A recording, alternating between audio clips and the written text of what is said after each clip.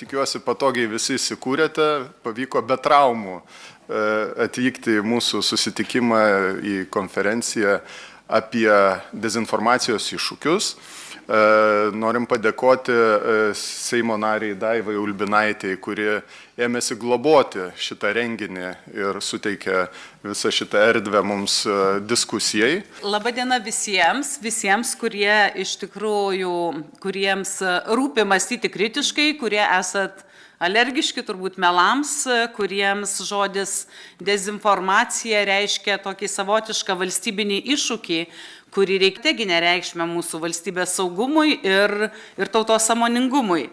Tai tikrai ačiū, kad kalbat šią sunkią temą apie karą, kuris vyksta ne fronte, o vyksta mūsų galvose, Facebookuose, TikTokuose, pokalbiuose su kaimynais ar su bendra amžiais, kur pagrindinis ginklas yra ne tankas, o pagrindinis ginklas šitame kare, informacinėme kare yra melas.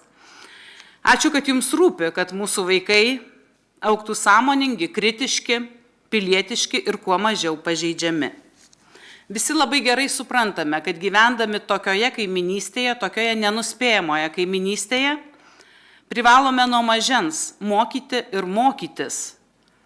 Ir kritiškai mąstyti, ir tikrinti faktus, ir nepasiduoti provokacijoms. Kad suprantame kiekvienas iš mūsų, jog atsparumo dezinformacijai genas, kaip ir pasipriešinimo genas, turi būti perduodamas iš kartos į kartą. Nes okupacija prasideda ne tada, kai tankai važiuoja per sieną, o tada, kai priešas paveikia mūsų mintis, mūsų protus, pasitikėjimą vienas kitu, pasėja baimės, palaužia valią gintis ir padaro mus abejingais. Klaidinantys ir bauginantys naratyvai sklinda greičiau nei migrantai, dronai ar kontrabandiniai balionai per sieną ir pataiko taikliau, tiesiai į mūsų žmonių širdis ir smegenis. Todėl šalyje vis dar daug veikėjų su raudonu gvaizdiku ir Kolorado juostele, o sovietmečio nostalgija pradeda sirgti net vaikai. Taip, teisingai išgirdote. Kėdainiuose išgirsta tiesa pribloškė ir mane. Kėdainiuose išgirdau, kad vis daugiau jaunų žmonių ilgisi sovietmečio. Žmonės, kurie negyveno sovietmečiu, ilgisi sovietmečiu. Nes močiutės pasakoja, kaip viskas ten buvo nemokamai. Ir mokslas, ir gydymas, ir darbo vietos garantuotos. Tik tai pamiršta pasakyti, kokiais išmuštruotais vergais mus augino. Todėl šiandienos konferencija nebejotinai turi strateginę reikšmę, nes jūsų idėjos gali tapti varomąją jėgą, o gal net stipriu spyriu tiems, kas vilkina veiksmingus kovai su dezinformacija svarbius sprendimus. Nes delsti negalime.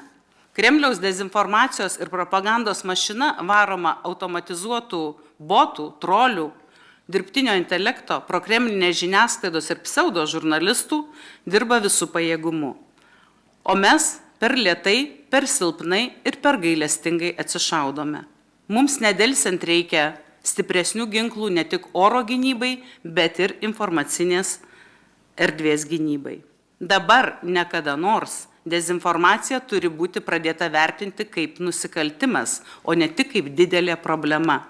Dabar, ne kada nors, informaciniam raštingumui turi būti skiriamas ne proginis, o nuolatinis dėmesys ir finansavimas. Dabar, ne kada nors, turime stiprinti nepriklausomą žiniasklaidą, o ne užgniaužti laisvą žodį, įšaldyti biudžetą nacionaliniam transliuotojui ar apkarpyti medijų rėmimo fondą. Dabar, ne kada nors, turime ir mokyklose pasistengti, kad rastųsi ne pavienės pamokėlės ar fragmentuoti projektėliai, o medijų raštingumas integruotas į įvairius mokomuosius dalykus, kaip Suomijoje. Suomijoje nuo darželio, nuo raudonkepuraitės pradedama mokyti, kaip atskirti klastą ir melus. Per matematiką mokoma, kaip statistika gali būti klaidinanti, per dailę analizuojama, kaip vaizdai gali būti naudojami manipuliacijai. o per istoriją nagrinėjamos žymiausios propagandos kampanijos. Norėčiau, kad mūsų šalis eitų šiuo keliu. Tai padėtų atmerkti akis, daugam atmerkti akis. Aišku, kad kovoje su dezinformacija reikalinga valstybės politika ir teisiniai įrankiai. O mūsų teisinė bazė yra šiuo metu šokiruojančiai neparuošta informaciniam karui. Ir tai sakau ne aš, tai sako teisininkai. Todėl mano darbotvarkėje dezinformacija yra kasdieninė tema. Dar lapkritį registravau veiksmingesnį kovai su dezinformacija reikalingų 5 įstatymo pataisų paketą.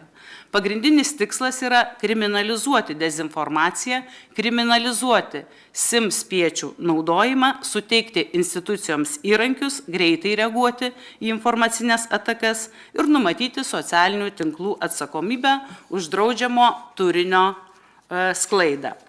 Po šitom pataisom yra ir socialdemokratų parašai.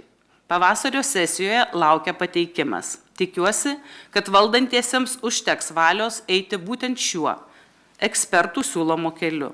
Tai būtų iš tikrųjų pirmas svarbus žingsnis ir labai aiški žinutė Kremliaus ruporams.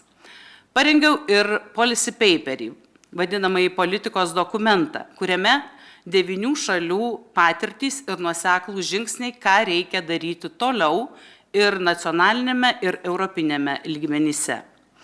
Aišku, per šios metus organizavau ir daug diskusijų bendruomenėse, Šalčininkų, Vilniaus rajone, su moksleiviais, su jaunimu. Ir iš tikrųjų matom, kaip šita tema labai aktuali, kaip žmonės laukia ne tai, kad pokalbio atviro, bet gal net patarimo, o kaip susiorientuoti, o kaip atpažinti. O kodėl svarbu kalbėti su jaunimu? Šiandien mes kalbėsime su jaunimu ir apie jaunimą, kaip įtraukti jaunimą į informacinės erdvės gynybą. Nes būtent jauni žmonės su dezinformacija susiduria kur kas dažniau ir ypatingai socialiniuose tinkluose. Ir jauni žmonės dažnai linkę pervertinti savo gebėjimus atskirti melą nuo tiesos. Šalies saugumo tarnybos nepaliauja siųsti pavojaus signalus dėl agresyvių TikTok ir Telegram platformų algoritmų. Dėl šitų algoritmų keliamų grėsmių nacionaliniam saugumui. Ir tai ne tik apie grasinimus mokykloms, kurie čia neseniai nuskambėjo. Ten vyksta kur kas pavojingesni dalykai. Ir aš tikiuosi, kad šiandien čia apie tai irgi kalbėsime. Ši diskusija Seime, kviečianti praregėti, atverti akis, turi strateginę reikšmę dar ir dėl to.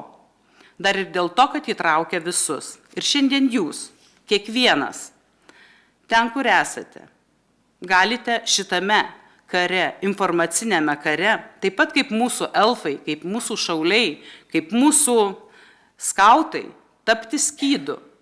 Jūs kiekvienas galite tapti skydu saugančių Lietuvos informacinę erdvę nuo dezinformacijos ir priešiškos propagandos. Jūs jaunimas iš tikrųjų gerai išmanote technologijas ir mokate veikti greitai.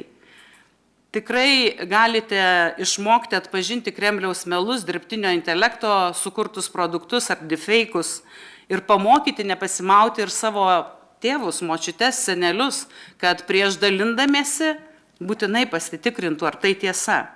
Jūs galite ne šiaip sau pramogauti TikTok'uose, o turėti ten misiją, aptikti ten ir dekonstruoti melus, neleisti kvailinti savo bendraamžių ir Lietuvos žmonių. Jūs galite tapti balsu, reikalaujančių ne vienkartinių informacinio raštingumo pamokėlių, o į ugdymo turinį įtrauktų praktikų. Taigi Lietuvos informacinis saugumas šiandien ir jūsų rankose. Viskas apskritai yra mūsų pačių rankose. Mes galime kurti valstybę tokią, kokią norime ir taip, kaip gebame. Labai svarbu, kad įsitrauktumėm kiekvienas. Ir žinot, taip jau sutapo, kad šiandien yra minima tarptautinė Holokausto diena.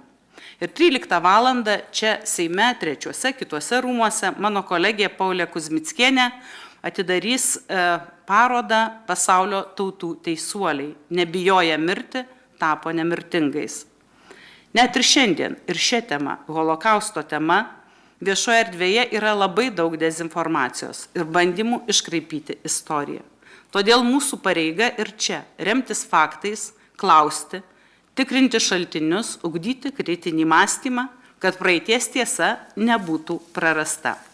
Tai labai kviečiu visus, atmerkim akis, praregėkim, būkim budrus.